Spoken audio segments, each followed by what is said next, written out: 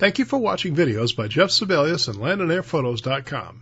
DJI announced their first entry into the action camera market called the Osmo Action. The Osmo Action specs are very similar to those of the GoPro Hero 7 Black. It shoots at 4K 60 frames per second or 1080p at 240 frames per second. It supports voice commands and shoots time-lapse and HDR, although the HDR is limited to 24 frames per second. It has digital stabilization called Rock Steady. The few examples I've seen of Rock Steady look better than what you get from the Hero 7. Very impressive. You do lose more to cropping as a result of the Osmo stabilization than you do with the Hero 7, however, and the Sony FDR X3000 has optical stabilization, which is really nice. It's waterproof down to 11 meters without a case if that's your thing. It has a 145-degree lens, so you can expect barrel distortion, but it has a built-in dewarping function to help mitigate that. Like the Rocksteady, I think dewarp is going to crop your image some, so that might be an issue if you're using this as a handheld blogging camera. There are some differences with the Osmo Action. The biggest difference is that it has two screens, a touch screen on the back and a small screen on the front, so you can frame your shot even if you're in front of the camera. That's a nice perk for bloggers and selfie fans. The menuing system looks to be very intuitive, and the reviews I've seen so far suggest that its battery life is superior to the Hero 7. On the downside, it does not have an HDMI out port or digital zoom like you find with the Hero 7. You have to wonder if they'll add digital zoom later with a firmware update. The Osmo Action lacks an external mic port, but a USB adapter will soon be available to support external mics.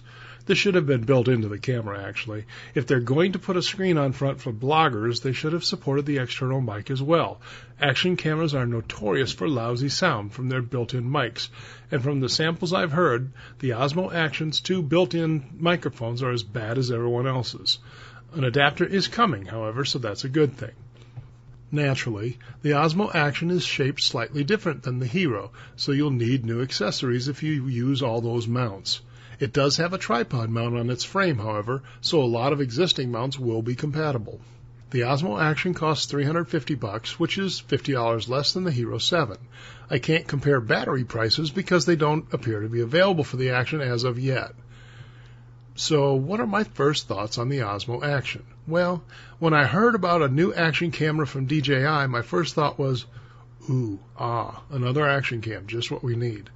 My first impression of the Osmo Action was not so good. I was hoping DJI would come out with something that really tops the Hero 7. How about a 1-inch sensor, for example? Having looked at the specs and given it some thought, I've come to the realization that the Osmo Action may be worth your consideration. The screen on the front is a really nice feature.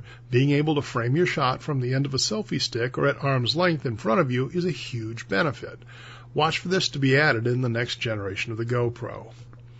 Same thing holds for Rock Steady. I've only seen a few example shots, but they look really good. Given that this is an action camera that will probably be bounced around quite a bit as you use it, improved obstacle avoidance is a treat, as long as you're okay with the crop factor. Same holds true for in-camera dewarping to correct barrel distortion. As someone who owns DJI drones and the Osmo Plus gimbal camera, I can tell you that color matching footage from different DJI devices is much easier than trying to match phantom video with clips from, say, the GoPro. If you plan to make videos with clips from a drone and an action camera, I think that's a legitimate consideration. The GoPro does have gimbals available for it, including the Karma Grip. I'll be interested to see if other companies create gimbals for the Osmo Action. The digital obstacle avoidance has gotten so good, and I wonder if the handheld gimbals may go away over time.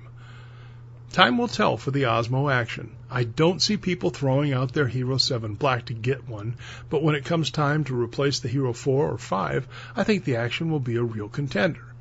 A lot will depend on how much the user has invested in batteries and mounts for their existing GoPro and what they'd have to replace for the Osmo. So what do you think about the Osmo Action? Tell me your thoughts in the comments below. Thank you for watching this video. I set up a Facebook group to make it easier for us to talk and arrange opportunities to fly together.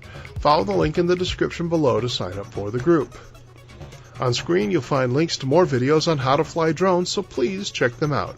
Before you go, be sure to hit the like button. Also, subscribe to this channel so you know when more videos are released. Thanks for watching.